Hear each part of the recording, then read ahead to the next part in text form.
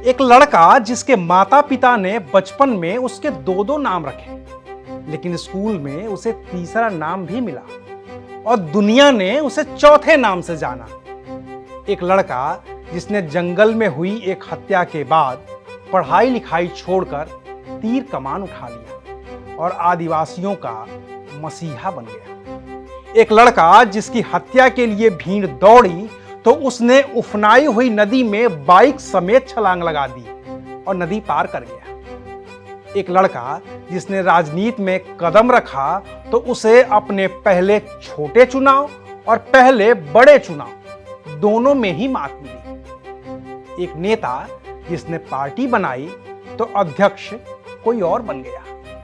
एक नेता जिसकी एक आवाज पर हजारों लाखों आदिवासी तीर कमान के साथ कुछ भी कर गुजरने को तैयार रहते थे, वो नेता जिसकी जिद के आगे केंद्र सरकार तक को झुकना पड़ा और नया राज्य बनाना पड़ा, लेकिन सत्ता उसे नहीं मिल पाई। वो मंत्री जो प्रधानमंत्री से मिलकर बाहर आया तो कोर्ट ने उसे भगोड़ा घोषित कर दिया।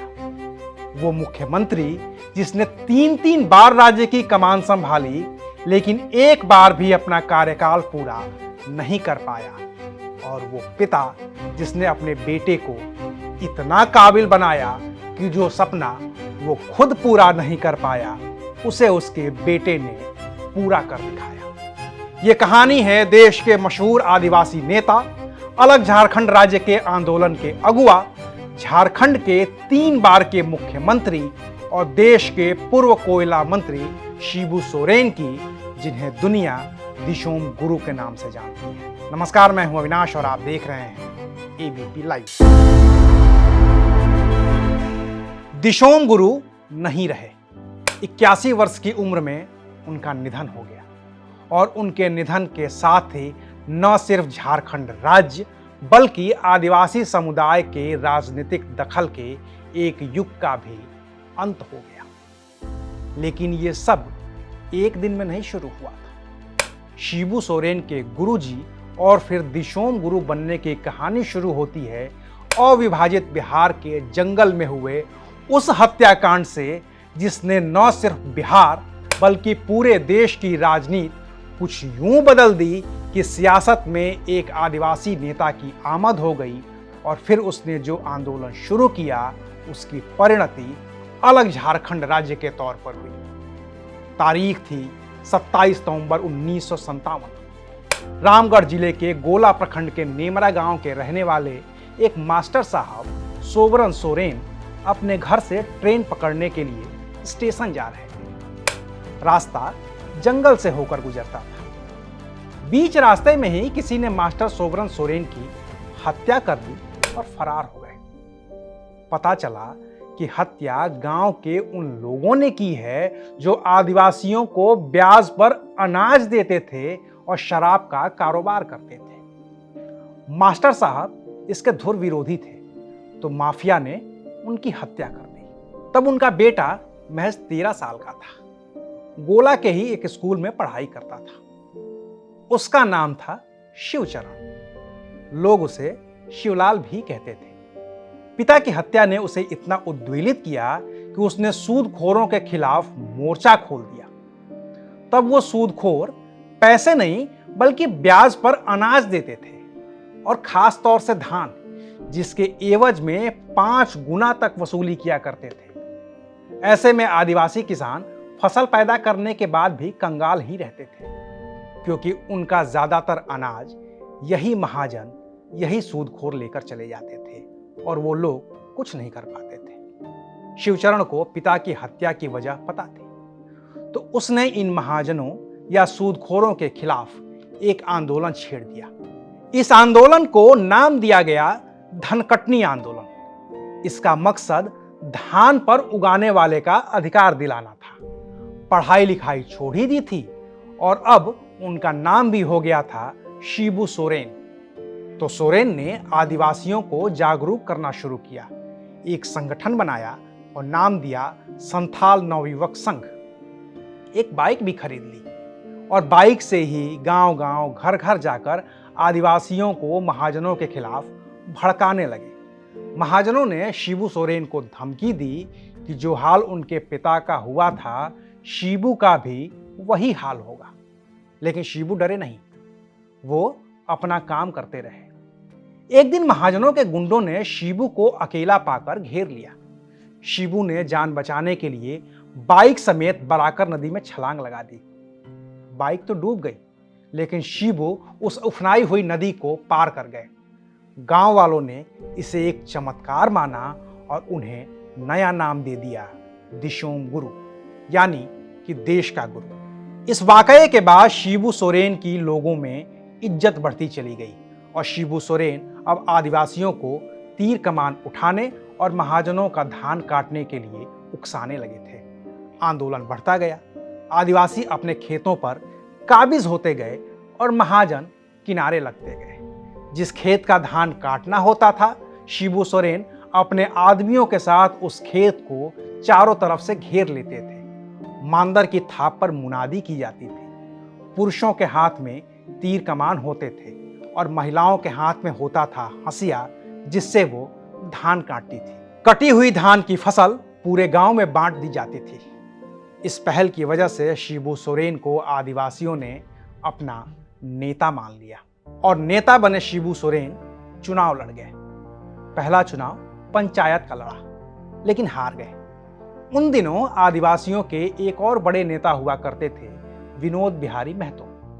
कम्युनिस्ट पार्टी ऑफ इंडिया के नेता हुआ करते थे, लेकिन 70 का दशक आते आते वो पार्टी छोड़ चुके थे। शिबू सोरेन के रूप में उन्हें एक नया नेतृत्व नजर आ रहा था, तो उन्होंने ही सलाह दी कि एक नई पार्टी बनाई जाए जो आदिवासियों के हित में काम करे। आइडिया शिबू सोरेन को भी अच्छा लगा। ये वो दौर था जब बांग्लादेश एक नया देश बन चुका था और उसे बनाने वाली सेना मुक्ति वाहिनी की चर्चा देश विदेश तक फैल गई थी। तो 4 फरवरी 1972 को विनोद बिहारी महतो के घर एक बैठक हुई। विनोद बाबू तो थे ही, शिबू सोरेन भी थे। इसके अलावा कम्युनिस्ट पार्टी छोड़ चुके एक और नेता कॉमरेड ए.के. राय भी बैठक में थे और वहीं पर तय हुआ कि एक नई पार्टी बनेगी जिसका नाम होगा झारखंड मुक्ति मोर्चा। इसमें झारखंड बिहार से अलग आदिवासियों के राज्य का नाम था। मुक्ति बांग्लादेश बनाने वाली मुक्ति वाहिनी से लिया गया था और मोर्चा था ही। तो बन गई नई पार्टी। विनोद बिहारी महतो बने पार्टी के राष्ट्रीय अध्यक्ष, शिबू सोरेन बने महासचिव और फिर तो धनकटी आंदोलन या धान काटो आंदोलन और भी व्यापक हो गया। इसी वजह से शिबू सोरेन पर मुकदमे भी लगते चले गए और पुलिस भी शिबू सोरेन की तलाश में जुट गई। फिर आया इमरजेंसी का दौर। इमरजेंसी के दौर में जब पूरा विपक्ष जेल में था तो शिबू सोरेन फरार थे, लेकिन पुलिस अधिकारियों ने समझा बुझाकर उन्हें सरेंडर के लिए राजी करवाया। शिबू सोरेन ने थाने में सरेंडर किया और साल 1976 में पहली बार शिबू सोरेन को जेल हो गई। जब इमरजेंसी खत्म हुई तो सोरेन रिहा हो गए और 1977 के आम चुनाव में वो अपना पहला लोकसभा चुनाव भी लड़ गए। सीट चुनी दुमका, लेकिन वो लोकदल के नेता बटेश्वर हेम्ब्रम के हाथों चुनाव हार गए। 1980 के मध्यावधि चुनाव में शिबू सोरेन की जीत हुई और उसके बाद तो वो लोकसभा पहुंच गए। 1989, 1991 और 1996 में भी वो लोकसभा पहुंचे। शिबू सोरेन के केंद्र की राजनीति में दखल देने के बाद झारखंड राज्य की मांग ने इतना जोर पकड़ा कि वाजपेयी सरकार को झुकना ही पड़ा। जुलाई 2000 में मॉनसून सत्र के दौरान शिबू सोरेन ने यह साफ कर दिया कि अगर अलग झारखंड राज्य नहीं बनता है तो उनकी पार्टी झारखंड से निकलने वाले कोयले की सप्लाई नहीं होने देगी। ये वो वक्त था जब शिबू सोरेन की झारखंड मुक्ति मोर्चा वाजपेयी सरकार को समर्थन दे रही थी, यानी कि एनडीए का हिस्सा थी। अपनी बात पर और जोर डालने के लिए शिबू सोरेन के नेतृत्व में 25 जुलाई 2000 को एक रैली निकली जो शिबू सोरेन के दिल्ली वाले घर से जंतर मंतर होते हुए संसद भवन की ओर जा रही थी। पुलिस ने रोका तो लोग सड़क पर ही बैठ गए। शिबू सोरेन ने फिर दोहराया कि अगर झारखंड राज्य नहीं बनता है तो कोयला हो या खनिज, न तो वो खदान से बाहर आएगा और न ही देश के किसी हिस्से में उसकी सप्लाई होगी। नतीजा ये हुआ कि वाजपेयी को झुकना पड़ा।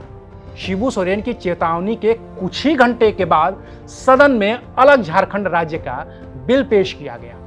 2 अगस्त को बिल पास हो गया और इस तरह से जिस झारखंड के लिए दशकों से लड़ाई चल रही थी, उसका सपना पूरा हो गया।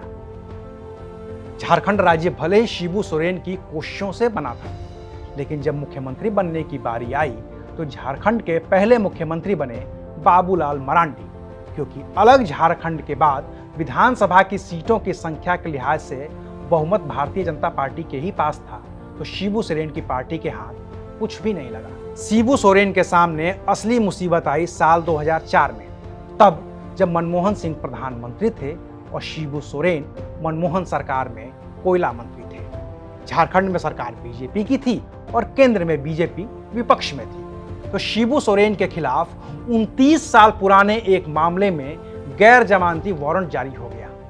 ये केस था 23 जनवरी 1975 का, जिसमें आदिवासियों और महाजनों के बीच हुए एक संघर्ष में 11 लोगों की मौत हो गई थी। आरोप था कि आदिवासियों को शिबू सोरेन ने ही भड़काया था और इसकी वजह से हिंसा हुई थी। तब शिबू सोरेन के खिलाफ साल 1986 में जामताड़ा की एक अदालत ने शिबू सोरेन को सरेंडर करने का आदेश भी दिया था। हालांकि उन्होंने सरेंडर नहीं किया था, लेकिन 2004 में कोर्ट ने कहा कि 1986 में जो वारंट जारी हुआ था उस पर अमल नहीं हुआ, लिहाजा फिर से गैर जमानती वारंट जारी किया जाता है। 17 जुलाई को वारंट जारी होने के साथ ही शिबू सोरेन की मुश्किलें शुरू हो गई थी, क्योंकि उनके ऊपर इस्तीफे का दबाव बढ़ने लगा। वो केंद्र में मंत्री जो थे।